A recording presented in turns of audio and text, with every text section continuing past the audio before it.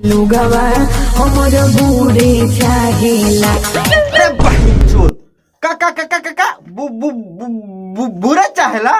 अरे हाँ तक का हाल बा ए भाई लोग, नमस्कार प्रणाम सत श्री अकाल और सलाम।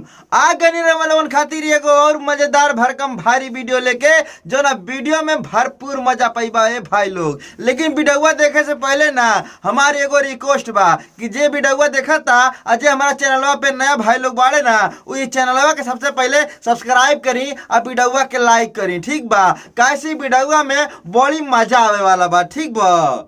चढ़ल जवानी के ताला तोहर तुरल चाहेला।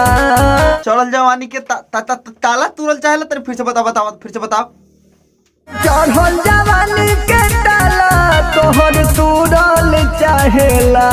चढ़ल जवानी के ताला हमर तुरल चाहला। अरे बहिनचोद, हम ही कहतानी कि तालावा तू मरले कहाँ बाड़ा चढ़ल जवानी में, और कहाँ के तालावा तुरे चाहता। तनी फिर से बताओ और बढ़िया से बताओ, ठीक बा।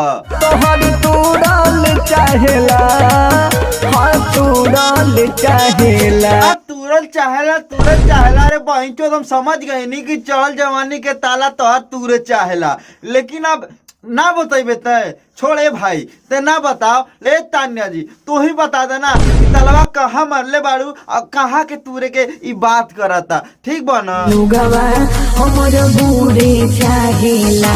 अरे बहिनचोद का का का का का का बुरा चाहेला। अरे बहिनचोद, तो फिर से बताओ।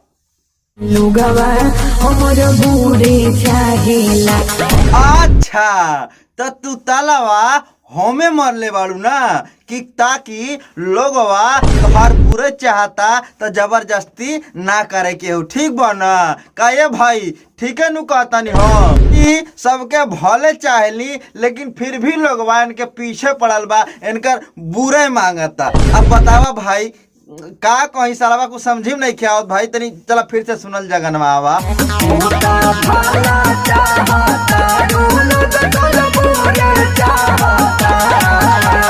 ए तान्या जी हम तो कहब ना कि अगर लोगवा इतना तहरा पीछे पड़ल बा, तहार बुरे चाहता तो काहे ना दे तू। ऊ देला से कम ना होई, खाए वाला चीज नहीं खे, ठीक बा। अब ताला मार के कबले घूमू जब लोगवा तू रही खाती लपटियान बा, ठीक बा। तो हम तो कहम कि थोड़े दे दा, ठीक बा। एक रात या एक आधे घंटा जाके अपन हऊ का कहल जाला बुरे दे दा, ठीक बा। चिकन दहिया अपन रखा ना छिपाई, बबी चला ना देखाई। ए भैया हम कहतानी ना कि चिकन देहिया अपन चला ना देखाई, जोन तू कहतारा ई कबले अपन चिकन देहिया छिपोई है, ठीक बा। जब लोगवा इनकर पीछे पड़ गईल बा, इनकर बुरे चाहता तो कबो ना अब भेटा जाई है तो धके रेल दी लोगवा, बुझला। आ सब गांड वाल फाट जाई साराऊ, ना तो तू इनकर साथ से तो किनरवे रहा, और ना तो इनकर ना पाई ना तो हर गांड मार दी, समझ में आइल।